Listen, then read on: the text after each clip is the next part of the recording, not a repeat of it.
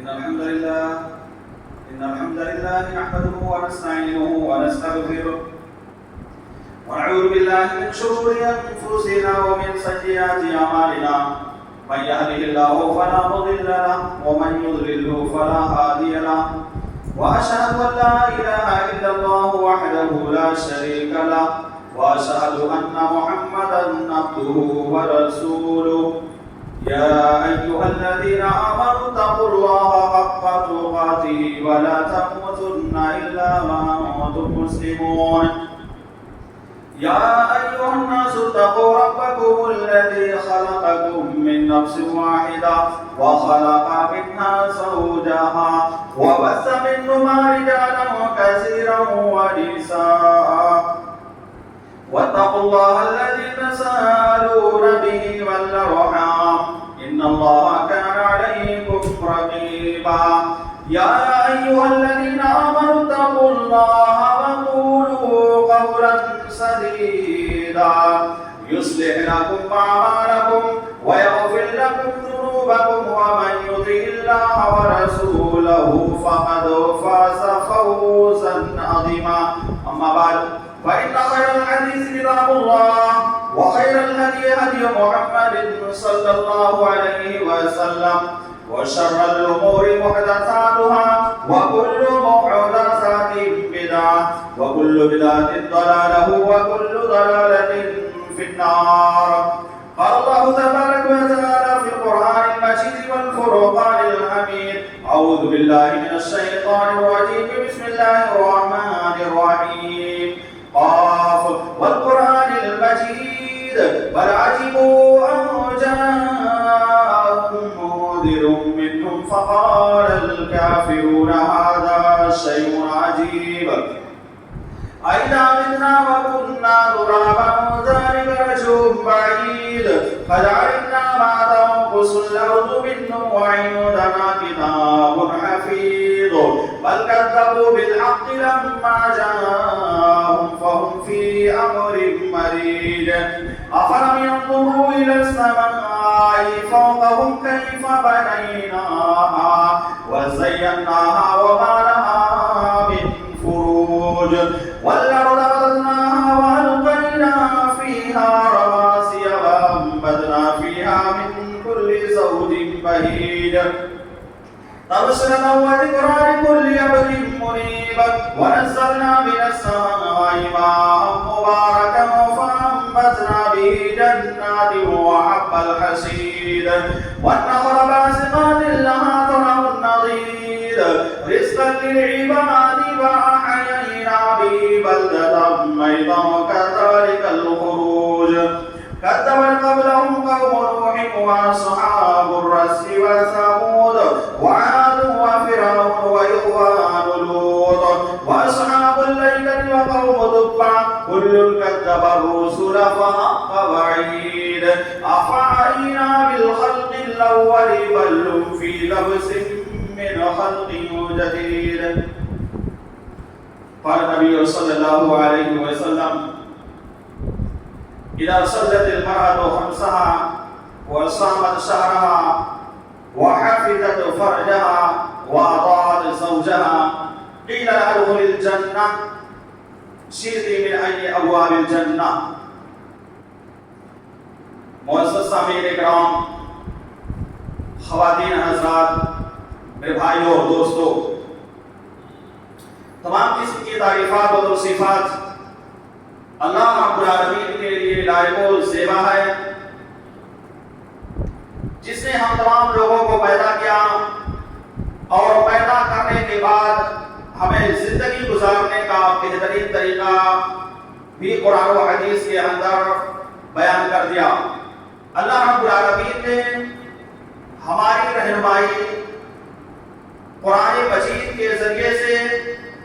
اور نبی کریم صلی اللہ علیہ وسلم نے اپنی احادیث مبارکہ کے ذریعے سے کر دیا کہ کس طرح سے ہم تمام لوگوں کو اس روئے زمین پر رہ کر کے زندگی گزارنا ہے، بسر کرنا ہے۔ نیز یہ بھی اللہ رب العالمین نے اپنے ہم لوگوں کے بھیجنے کا جو مقصد ہے اس مقصد کو بھی اللہ اللہ رب العالمین نے واضح کر دیا ہے، اس لیے ہم تمام لوگوں کو اللہ رب العالمین کا تہہ دل سے شکر ادا کرتے رہنا چاہیے۔ سامعین کرام، خطبہ مسنونہ کے بعد میں نے نبی اکرم صلی اللہ علیہ وسلم کی ایک احادیث مبارکہ پیش کی ہے، جس حدیث مبارکہ میں نبی اکرم صلی اللہ علیہ وسلم نے عورت کی فضیلت کے بارے میں بیان کیا ہے کہ عورت کے اندر اگر یہ خوبی اور یہ اچھائی پائی جائے گی تو وہ عورت جنت کے اندر آسانی کے ساتھ داخل ہو سکتی ہے۔ آج کے خطبہ جمعہ میں آپ کے سامنے شوہر کا حق بیوی کے اوپر کیا ہے اس کے بارے میں چند منٹ گفتگو کروں گا۔ اللہ رب العالمین سے دعا ہے کہ الہ العالمین تو ہمیں صحیح سچ بات کہنے اور ہم تمام لوگوں کو خصوصی طور پر ماؤں اور بہنوں کو ان باتوں پر عمل کرنے کی توفیق عطا فرما۔ میرے بھائی اور دوستو، آج کا جو معاشرہ بنا ہوا ہے، آج جو سوسائٹی کے اندر، سماج کے اندر، محلے کے اندر، گاؤں کے اندر، سٹی کے اندر جو ماحول بنا ہوا ہے اور جو رسم و رواج چلی آ رہی ہے وہ یہ ہے کہ شوہر کی اطاعت و فرما برداری کرنا، شوہر کی باتوں کو ماننا، یہ بیوی کے اوپر بالکل واجب اور ضروری ہے۔ میں اس سلسلے میں ایک روایت، ایک حدیث آپ کے سامنے پیش کرتا ہوں۔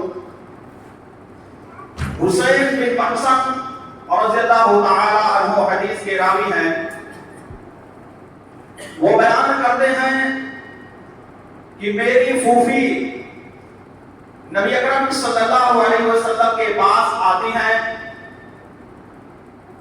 اور وہاں پر اپنے مسئلے کے بارے میں دریافت کرتی ہیں نبی اکرم صلی اللہ علیہ وسلم سے۔ یعنی کچھ مسئلہ تھا جس مسئلے کو لے کر نبی اکرم صلی اللہ علیہ وسلم کے پاس آتی ہیں، جب وہ اپنے مسئلے کو حل کر لیتی ہیں، جتنا سوال ان کے ذہن و دماغ کے اندر پایا جاتا تھا،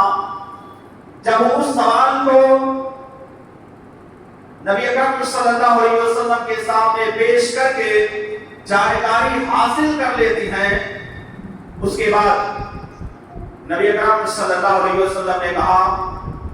کہ کیا تمہارا شوہر موجود ہے؟ تمہارا شوہر باحیات ہے؟ تمہارا شوہر زندہ ہے یا نہیں ہے؟ تو حسین بن محسن کی پھوپھی نے کہا کہ جی ہاں اللہ کے نبی صلی اللہ علیہ وسلم، ہمارا شوہر موجود ہے۔ آپ صلی اللہ علیہ وسلم نے ان کی پھوپھی سے سوال کیا، وہ سوال کیا تھا اس کو بھی حدیث میں بیان کیا گیا ہے۔ وہ سوال یہ تھا کہ کیا تم اپنے شوہر کی اطاعت و فرما برداری کرتی ہو یا نہیں کرتی ہو؟ یہ نبی اکرم صلی اللہ علیہ وسلم کا چھوٹا سا سوال تھا جو حسین بن محسن کی پھوپھی سے نبی اکرم صلی اللہ علیہ وسلم نے سوال کیا۔ آپ نے جیسے ہی ان سے سوال کیا کہ کیا تمہارے شوہر باحیات ہیں، انہوں نے کہا کہ جی ہاں ہمارے شوہر باحیات ہیں، زندہ ہیں، موجود ہیں۔ آپ نے کہا کہ آپ اپنی شوہر کی خدمت کس طرح کرتی ہیں؟ کیا آپ اپنی خدمت، اپنے شوہر کی خدمت کرتی ہیں یا نہیں کرتی ہیں؟ تو انہوں نے جواب دیا کہ اللہ کے نبی صلی اللہ علیہ وسلم، میں اپنے شوہر کی خدمت زیادہ سے زیادہ کرنے کی کوشش کرتی ہوں، جتنا مجھ سے ہو سکتا ہے میں ان کی خدمت کیا کرتی ہوں، لیکن جب میں کسی بات کو لے کر کے عاجز آ جاتی ہوں، پریشان ہو جاتی ہوں، تھک جاتی ہوں، تو ان کی خدمت کرنا بند کر دیتی ہوں۔ اس پر نبی اکرم صلی اللہ علیہ وسلم نے کیا جواب دیا؟ میری ماؤں اور بہنوں کو غور سے سننے کی ضرورت ہے۔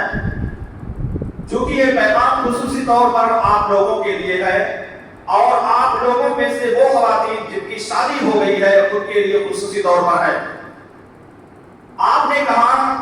فانظری أين أنت منه فإنما هو جنتك ونارك۔ آپ نے ان سے کہا تم اپنے شوہر کی خدمت کرتی ہو، اپنے شوہر کی اطاعت و فرما برداری کرتی ہو، اس بات کے بارے میں تھوڑا غور کر لینا، سوچ لینا کہ کیا میں اپنے شوہر کی خدمت کرتی ہوں، اس خدمت کا حق جس طرح سے ادا کرنا چاہیے تھا اس طرح میں ادا کر رہی ہوں یا نہیں کر رہی ہوں۔ آپ نے آگے بیان کیا فَإِنَّمَا هُوَ جَنَّتُكِ وَنَارُكِ۔ آپ نے وجہ بھی بتا دی، خدمت کرنے کی وجہ کیا ہے، کیوں شوہر کی خدمت کی جاتی ہے، شوہر کی باتوں پر کیوں عمل کیا جاتا ہے، شوہر کے پریشانیوں میں کیوں شامل ہوا جاتا ہے، اس کی وضاحت اللہ کے نبی صلی اللہ علیہ وسلم نے اس حدیث کے آگے بیان کر دیا۔ کیا کہا؟ آپ نے کہا فَإِنَّمَا هُوَ جَنَّتُكِ وَنَارُكِ۔ یہ شوہر جو تمہارا موجود ہے، جو شوہر تمہارے لیے طرح طرح کی پریشانیوں کو جھیل کر کے اپنے گھر کو چھوڑ کر کے دوسرے اسٹیٹ میں جا کر کے یا دوسرے ملک میں جا کر کے روپیہ پیسہ کماتا ہے، روزی روٹی کے لیے اپنے بال بچوں کو چھوڑ دیتا ہے، کیا تم نے اس کے بارے میں کبھی غور کیا؟ اگر تم اپنے شوہر کی خدمت نہیں کرو گی، آپ نے کہا فَإِنَّمَا هُوَ جَنَّتُكِ وَنَارُكِ، یہی تمہاری جنت اور یہی تمہاری جہنم ہے۔ کیا کہا؟ یعنی یہ شوہر جنت بھی ہے اور جہنم بھی ہے، دونوں نبی کریم صلی اللہ علیہ وسلم نے بتا دیا۔ جنت کیسے ہو سکتا ہے اور جہنم کیسے ہو سکتا ہے، اس کے بارے میں خصوصی طور پر میری مائیں اور بہنیں سنیں۔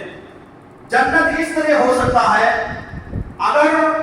آپ میں سے کوئی اپنے شوہر کی اطاعت و فرما برداری کرے گی،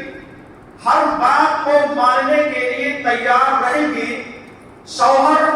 جن کاموں کے کرنے کا حکم دے گا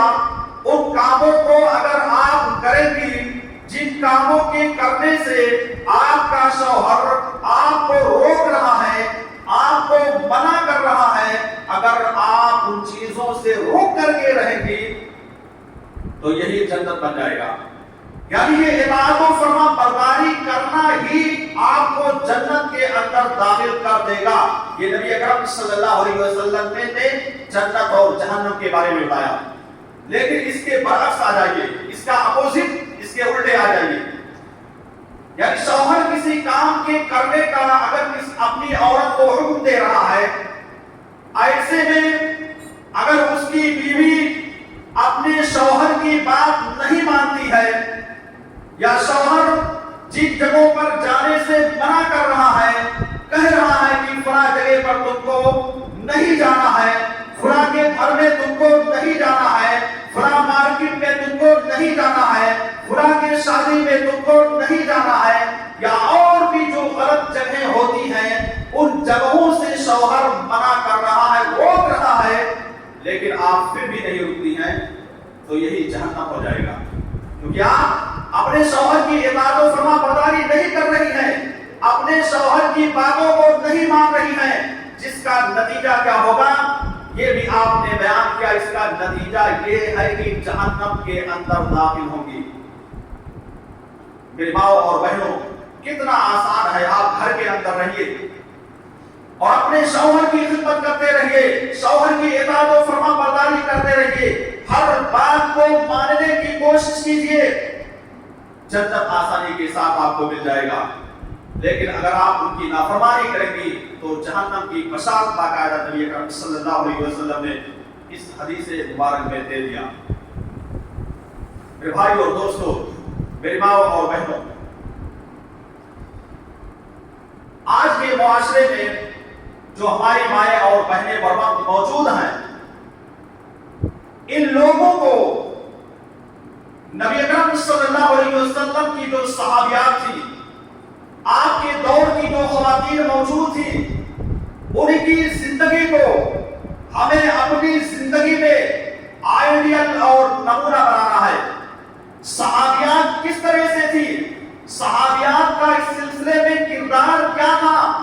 صحابہ کرام کی اہلیہ کیا کیا کارنامہ انجام دیتی تھی، اس کو اپنی زندگی میں آئیڈیل اور نمونہ بنانا ہے، تبھی جا کر کے حقیقی معنوں میں کامیابی مل سکتی ہے۔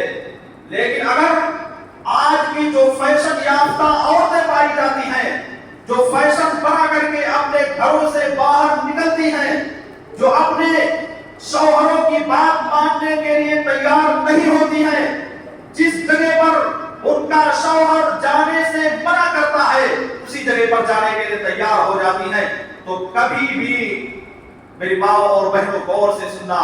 آپ کی زندگی بہترین زندگی نہیں ہو سکتی ہے، اور پلس اللہ رب العالمین کا عذاب بھی ایسی عورتوں کے لیے تیار ہے، گویا کہ ایسی عورتوں کو جہنم کے اندر داخل کیا جائے گا۔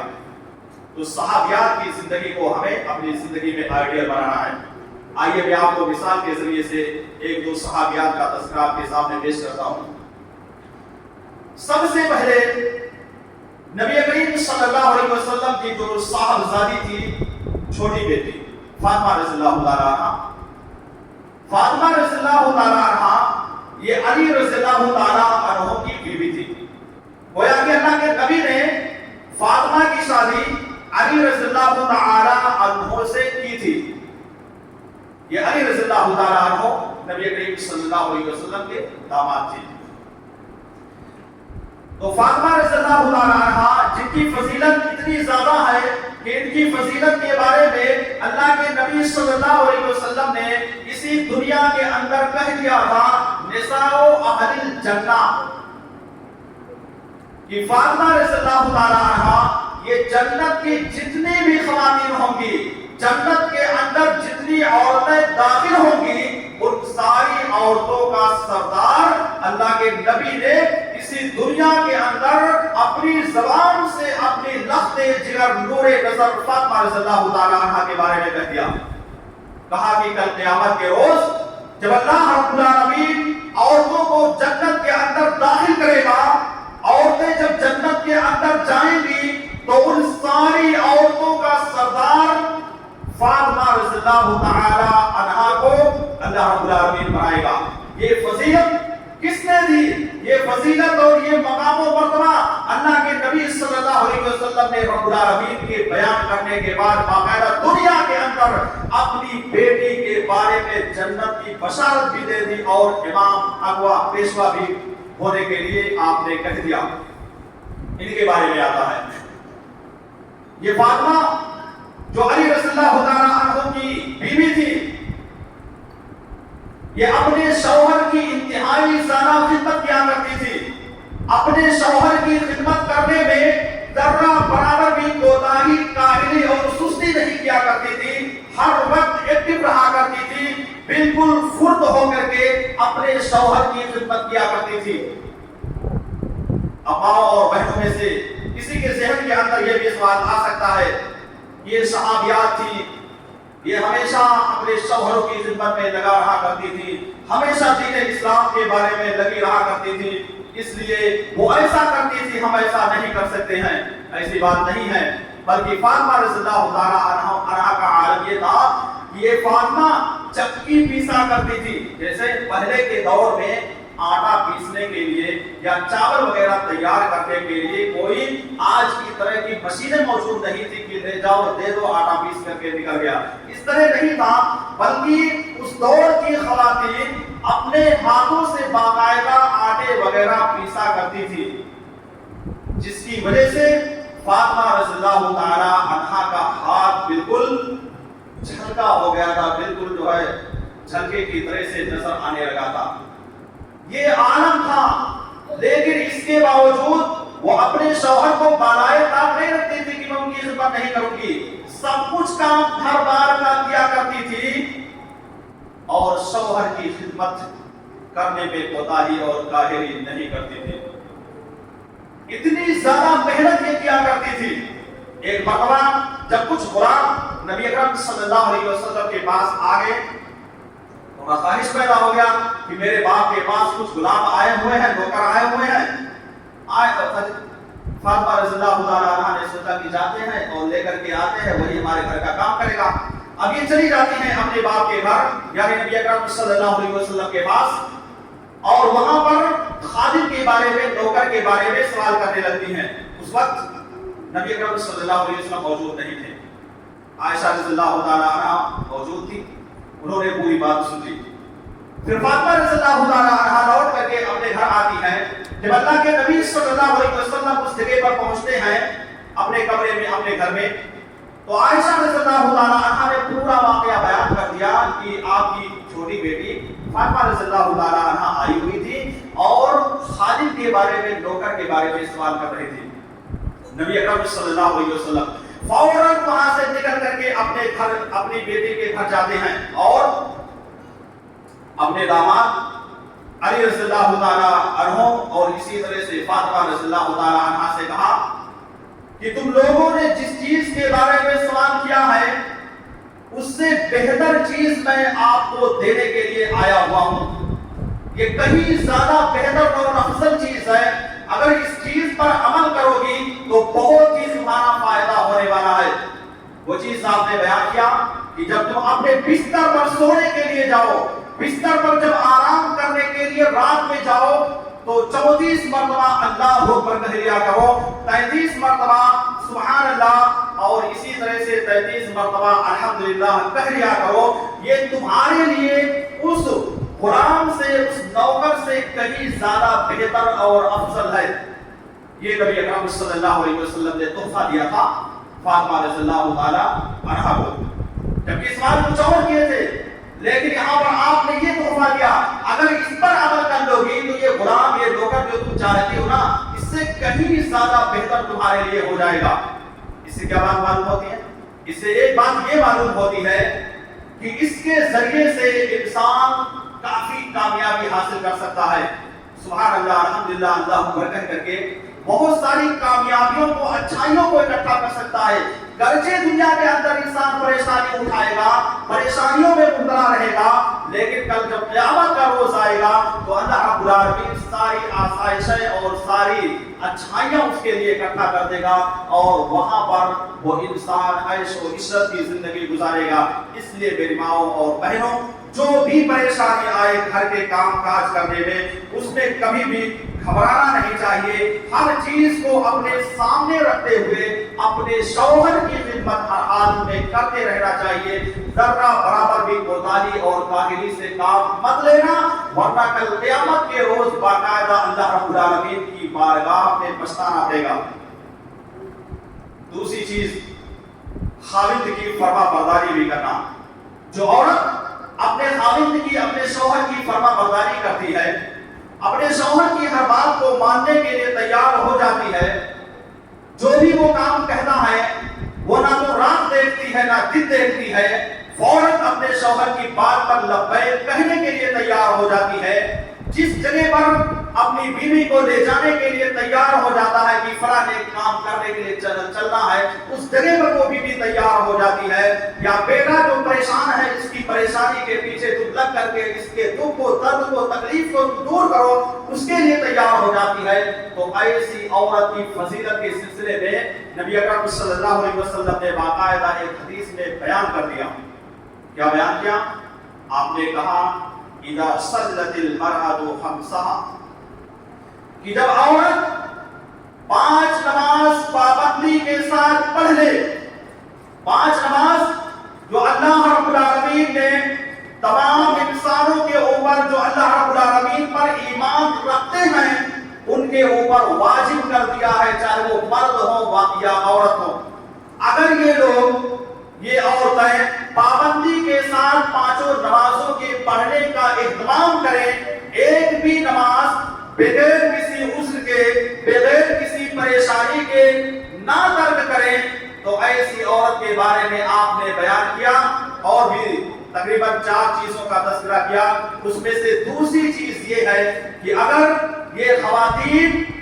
رمضان المبارک کے مہینے کا روزہ رکھیں، مکمل روزہ رکھیں، اللہ کی کوئی پریشانی آ جائے تو چھوڑ کر کے بعد میں اس روزے کو رکھ لیں، اور اسی طرح سے اپنی شرمگاہ کی حفاظت کرتی رہے، اپنے شوہر کی اطاعت و فرما برداری کرتے رہے۔ یعنی یہ چار چیزیں اگر کسی عورت کے اندر جمع ہو گئی، اگر کسی عورت کے اندر یہ چار چیزیں اکٹھا ہو گئی، پائی گئی، تو ایسی عورت کے بارے میں نبی اکرم صلی اللہ علیہ وسلم نے کہا قیل لها ادخل الجنہ من این انت شئت، کہ تم جنت کے اندر جس بھی دروازے سے داخل ہونا چاہو آسانی کے ساتھ داخل ہو سکتی ہو۔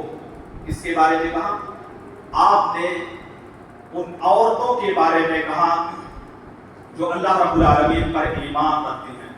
جو اپنے نبی صلی اللہ علیہ وسلم کو اپنا آخری نبی، اپنا آخری رسول مانتی ہے۔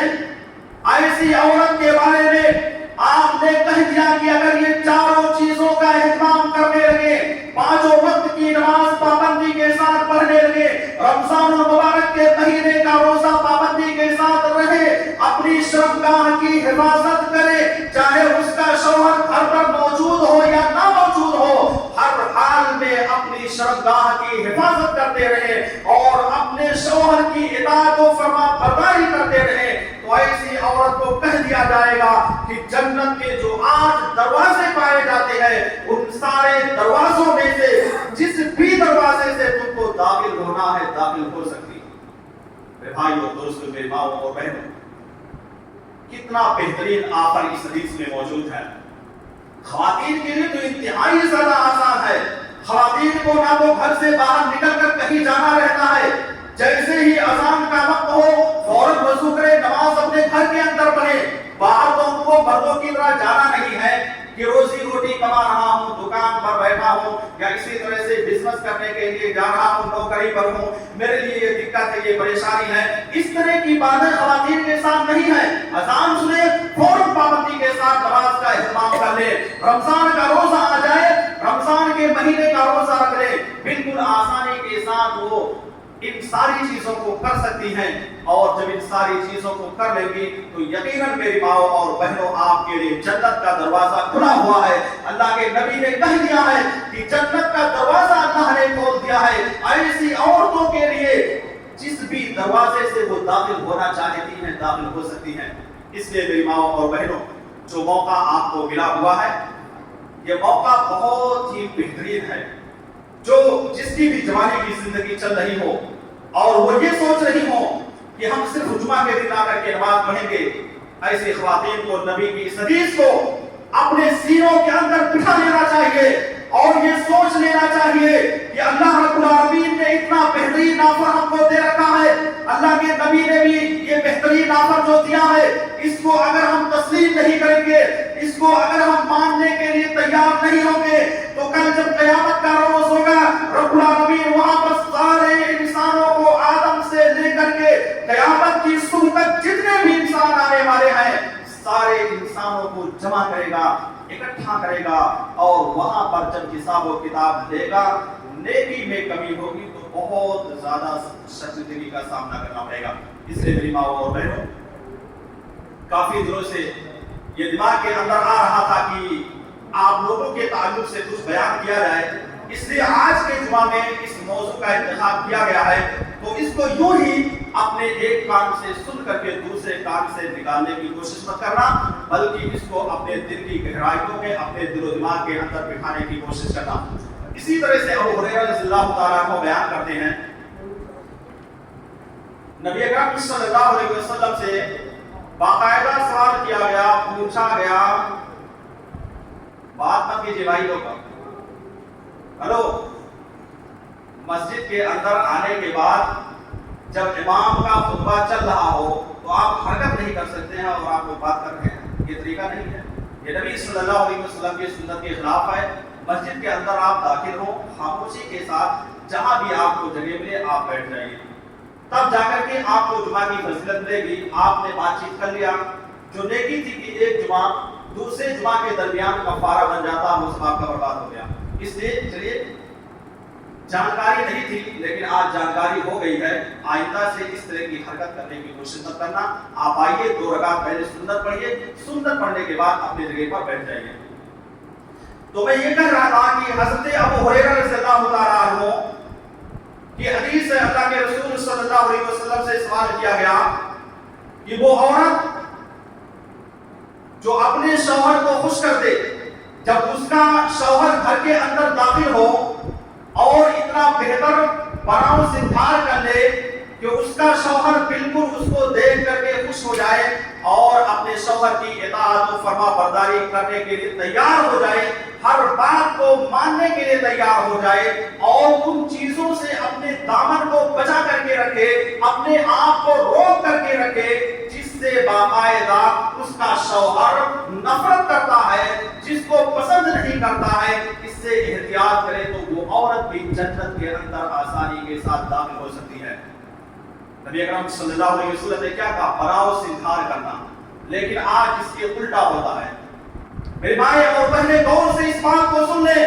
جب آپ کو مارکیٹ میں نکلنا ہوتا ہے، بازار میں نکلنا ہوتا ہے، یا اسی طرح سے کسی کی شادی میں جانا ہوتا ہے، یا اسی طرح سے اور کسی پروگرام میں جانے کی کوشش کرتی ہیں تو اس جگہ پر بہترین لباس پہن کر کے جاتی ہیں، جتنے بھی زیورات ہیں سب کچھ استعمال کر لیتی ہیں، جتنا بھی میک اپ وغیرہ کا سامان ہے سب استعمال کرتی ہیں، لیکن جب آپ کا شوہر کہیں باہر سے گھر کے اندر آتا ہے تو آپ وہی لباس پہن کر کے بیٹھتی ہیں جو آپ دنوں میں پہنا کرتی ہیں۔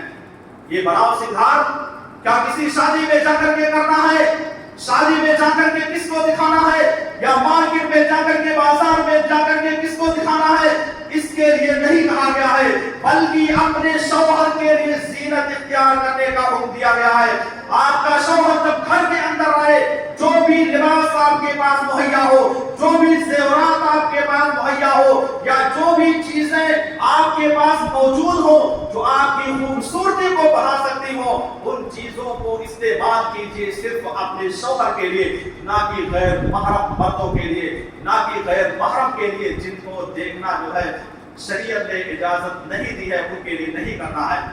اگر یہ ساری چیزیں پائی جاتی ہیں، یعنی بہترین بناؤ سنگھار اپنے شوہر کے لیے پیش کرتی ہے، اس کی ہر بات کو مانتی ہیں، تو اللہ کے نبی صلی اللہ علیہ وسلم کے حدیث کے مطابق آپ جنت کے اندر جائیں گی۔ یہ میں نہیں کہہ رہا ہوں، بلکہ نبی اکرم صلی اللہ علیہ وسلم کی بے شمار حدیثیں اس سلسلے میں موجود ہیں۔ بالکل یہ پرفیکٹ اور صحیح ہے، صحیح بخاری اور صحیح مسلم کی بہت ساری حدیثیں بھی موجود ہیں، اس لیے میری ماؤں اور بہنوں ان باتوں پر عمل کرنے کی کوشش کیجیے۔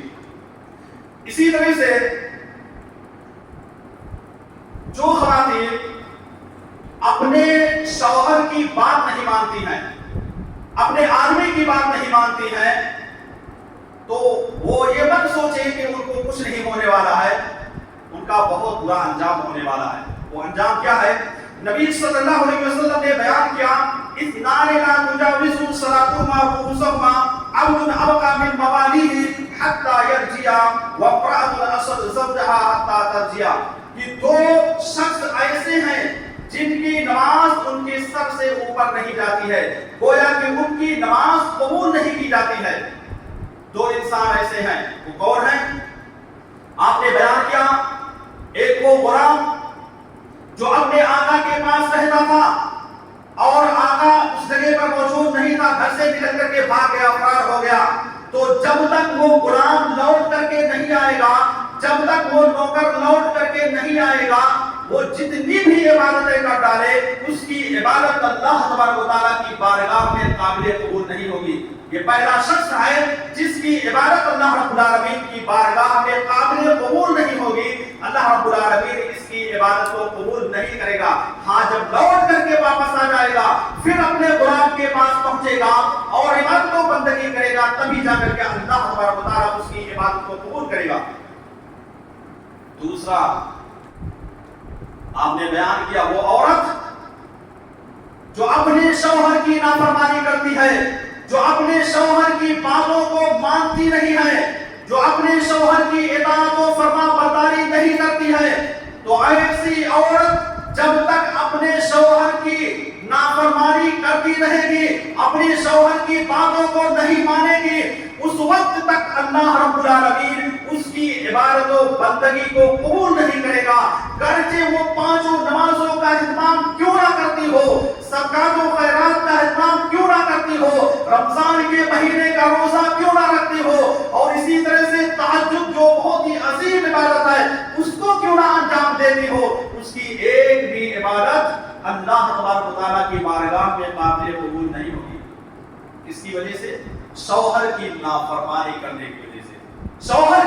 بات کو نہ ماننے کی وجہ سے اللہ تبارک و تعالیٰ اس کی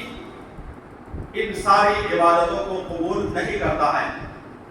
اس لیے میری ماؤں اور بہنوں، اس بات کو اپنے دل و دماغ کے اندر بٹھا لو اور کبھی بھی اپنے شوہر کی نافرمانی کرنے کی کوشش مت کرنا۔ ان کی ہر بات کو مانیے،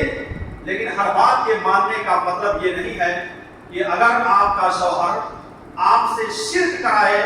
یا گناہ کا کام کرائے تو ان باتوں کو بھی ماننا ضروری ہے، ایسی بات نہیں۔ اللہ کے نبی صلی اللہ علیہ وسلم نے بیان کیا، لا طاعۃ لأحد فی معصیۃ اللہ انما الطاعۃ فی المعروف، کہ اطاعت و فرما برداری اگر کی جائے گی تو خیر کے کاموں میں کی جائے گی، اچھائی کے کاموں میں کی جائے گی، نافرمانی کے کاموں میں اللہ رب العالمین کی اطاعت، اپنے شوہر کی اطاعت و فرما برداری نہیں کی جائے گی۔ پتہ یہ چلا کہ اگر آپ کا شوہر آپ سے یہ کہہ رہا ہے کہ آپ جو ہے قبرستان پر جا کر کے اپنے بارے میں سوال کیجئے بزرگوں سے، یا اسی طرح سے کسی کے سامنے جا کر کے جو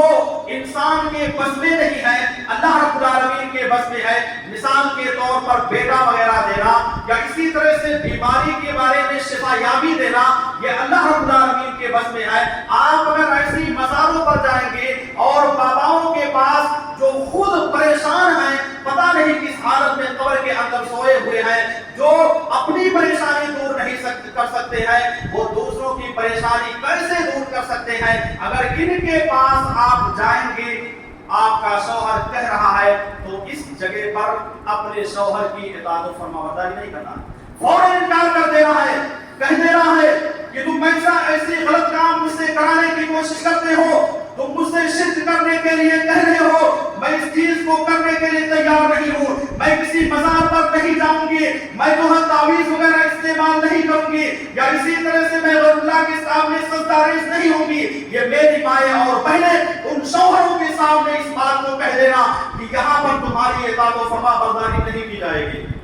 آپ کی فضیلت تو بہت ہے، میں ماننے کے لیے تیار ہوں، جہاں پر اللہ رب العالمین خوش ہوگا اسی کام کو میں کرنے کے لیے تیار رہوں گی، لیکن جن کاموں سے اللہ تبارک و تعالیٰ ناراض ہوگا ان کاموں کے کرنے سے میں احتیاط کروں گی۔ اس لیے اس بات کو ذہن کے اندر میری ماں اور بہنوں بٹھا لو، ہمیشہ ہر بات میں اطاعت و فرما برداری نہیں کرنی ہے۔ اچھائی کے کام میں تو ہر حال میں کرنا ہے، برائی کا کام ہو گیا، گناہ کا کام ہو گیا تو ان کاموں میں کبھی بھی شوہر کی اطاعت و فرما برداری نہیں کی جائے گی۔ آپ لوگ تھوڑا آگے بیٹھیے تاکہ پیچھے آئے تو نہیں کرنا۔ اسی طرح سے عورت کے لیے یہ جائز اور درست نہیں ہے کہ وہ اپنے شوہر کی ناشکری کرے، کیسا بھی شوہر ہو۔ بہت سی عورتیں ہوتی ہیں کہ ان کا شوہر کم کماتا ہے، کم روزی کماتا ہے، مثال کے طور پر روزانہ 500 روپے 600 روپے کماتا ہے، اور ان کا ڈیمانڈ جو ہے بہت زیادہ ہوتا ہے۔ اب ظاہر سے بات ہے جب 15,000 روپے وہ کمائے گا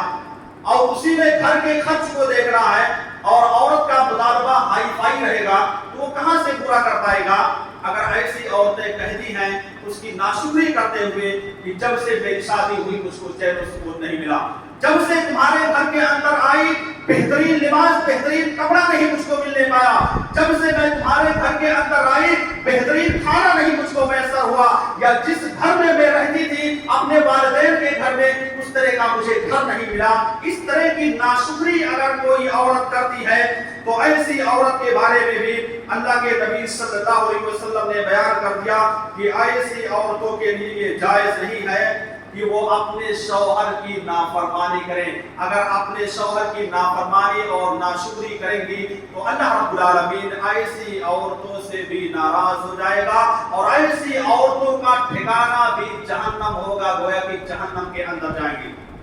میں آپ کے سامنے ایک دلیل پیش کرتا ہوں تاکہ دل و دماغ سے میری ماؤں اور بہنوں کے یہ نکل جائے کہ لگ رہا ہے امام صاحب اپنی طرف سے بول رہے ہیں۔ نبی اکرم صلی اللہ علیہ وسلم کو معراج کرایا گیا، سبھی کو معلوم ہے، ہر کوئی جانتا ہے، بچہ بچہ جانتا ہے کہ اللہ رب العالمین نے نبی اکرم صلی اللہ علیہ وسلم کو معراج کرایا اور اس معراج میں 5 وقت کی نمازیں باقاعدہ فرض کی گئی۔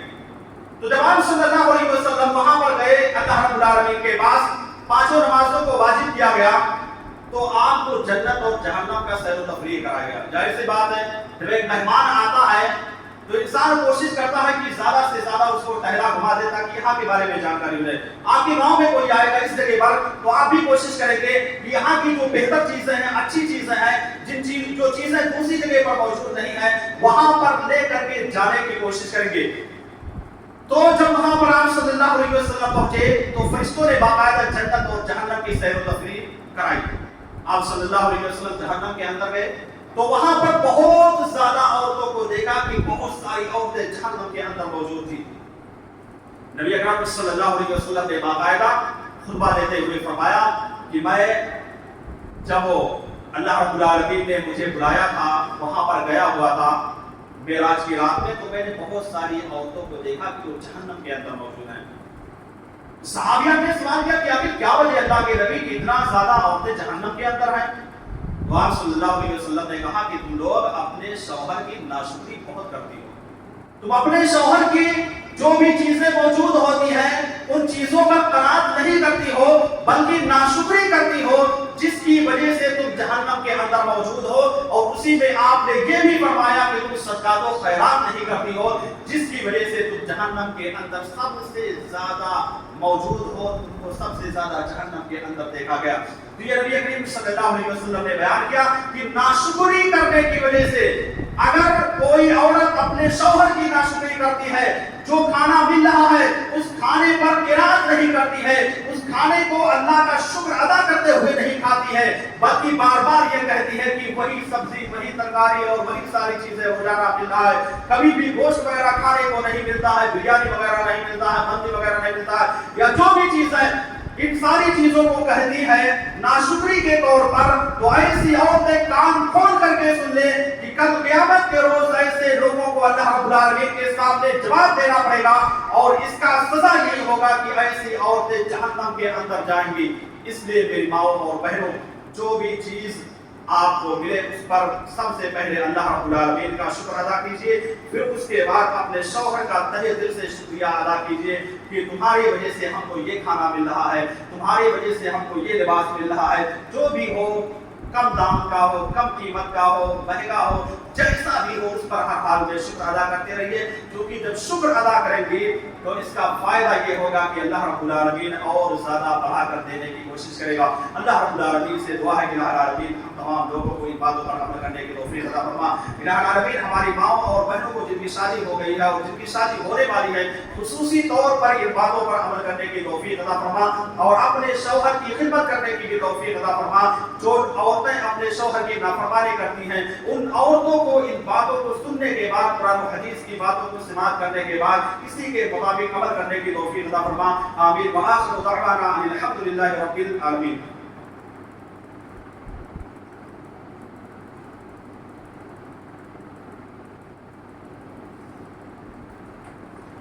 إن الحمد لله نحمده ونستعينه ونستغفره ونعوذ بالله من شرور أنفسنا ومن سيئات أعمالنا, من يهده الله فلا مضل له ومن يضلل فلا هادي له, وأشهد أن لا إله إلا الله وحده لا شريك له, وأشهد أن محمدا عبده ورسوله. أما بعد, إن الله وملائكته يصلون على النبي يا أيها الذين آمنوا صلوا عليه وسلموا تسليما. اللهم صل على محمد وعلى آل محمد كما صليت على إبراهيم وعلى آل إبراهيم إنك حميد مجيد. اللهم بارك على محمد وعلى ال محمد كما باركت على ابراهيم وعلى ال ابراهيم انك حميد مجيد. عباد الله رحمكم الله, ان الله يامر بالعدل والاحسان وايتاء ذي القربى وينهى عن الفحشاء والمنكر والبغي يعظكم لعلكم تذكرون. اذكروا الله يذكركم وادعوه يستجب لكم ولذكر الله تعالى اعلم واجل واكبر.